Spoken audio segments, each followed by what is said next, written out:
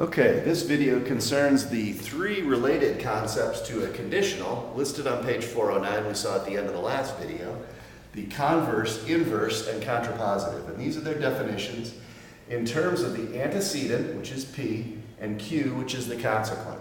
So, if you reverse the order, then you get the converse. If you negate the antecedent and negate the consequent, you get the inverse. If you do both, negate each of them and change the order, you get the contrapositive. Now what you're going to see is, if you read in the book, they'll show on page 410, they show a truth table for each one, and what you find out is that these two are equivalent.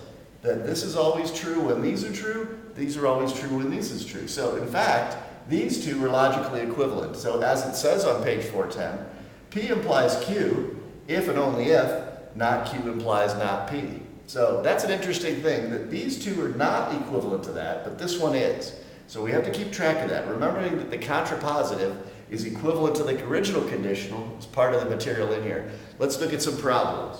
So let's erase that, and we'll look at problems, all right, from 9M. So we're going to look at 9M, and what they say in 9M 1, 2, and 3 is they ask you for each of the letters to determine whether the original conditional is valid or not. If it's not, then show why with an example, a counter example. Then look at the converse, inverse, and contrapositive and see which of them are valid or invalid. We already kind of know because we know the equivalence of the original statement, the contrapositive. And then if any of them that are invalid, you're supposed to provide a counter example. So let's look at it. The first one I'm going to look at is A. So A in this one deals with the idea that if a certain shape, A, B, C, D, is a square, then the implication is that it's a quadrilateral. Now you have to know what these definitions mean. A square is a four-sided shape where each of the angles is 90 degrees, and a quadrilateral is a four-sided shape. So in fact, what comes easier here is the Venn diagram kind of look that I mentioned last time. If you have a Venn diagram and you kind of look at it this way, this one says if it's a square, then it's automatically a quadrilateral. And this turns out to be true. Every square is a quadrilateral. But that's what the implication says. If it's S, then it's automatically in Q. You can kind of see the contrapositive too. If it's not in Q, then it's obviously not in S too. So that's where the contrapositive comes from. So this sort of Venn diagram may help you conceive of the truth or validity of what we're talking about here. This is valid because every square is a four-sided shape. So for the number one here, we're going to say this is valid. Okay.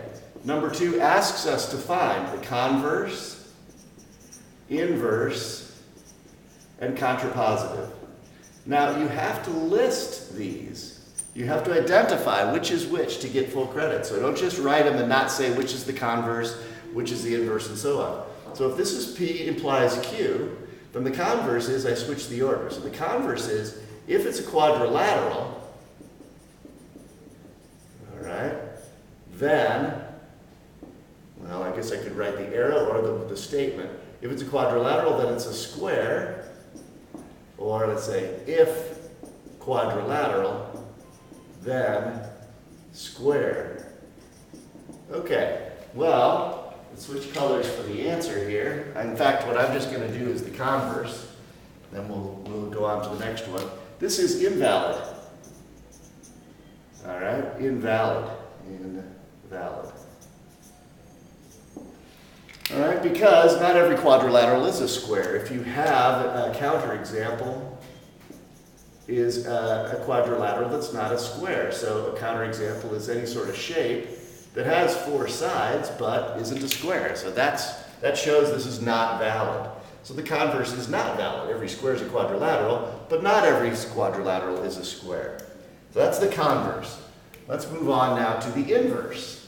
Okay, what's the inverse? Now the inverse says we negate. If it's not a square, then it's not a quadrilateral.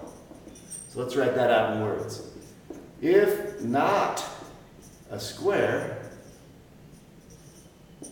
then not a quadrilateral. Well, that's also invalid, all right? Not valid. Because for the same reason, I could come up with a shape here that's not a square, but is a quadrilateral. So that shows that just because it's not a square doesn't mean it can't have four sides. Okay. So that's the inverse. We did converse, we did inverse, now let's do contrapositive. What's the contrapositive? All right, well, this one is I do both. Negate and reverse. So I say not quadrilateral implies not square. Okay? Well, let's write it out. If not a quadrilateral, and what I mean is ABCD, shape ABCD, then not a square. Well, this is valid, all right? Because my original statement was valid, so the contrapositive has the same truth value as this. It's valid because the original one is valid. Okay, so there's an example of converse, inverse, and contrapositive in symbols and in words, and looking at the validity of each one.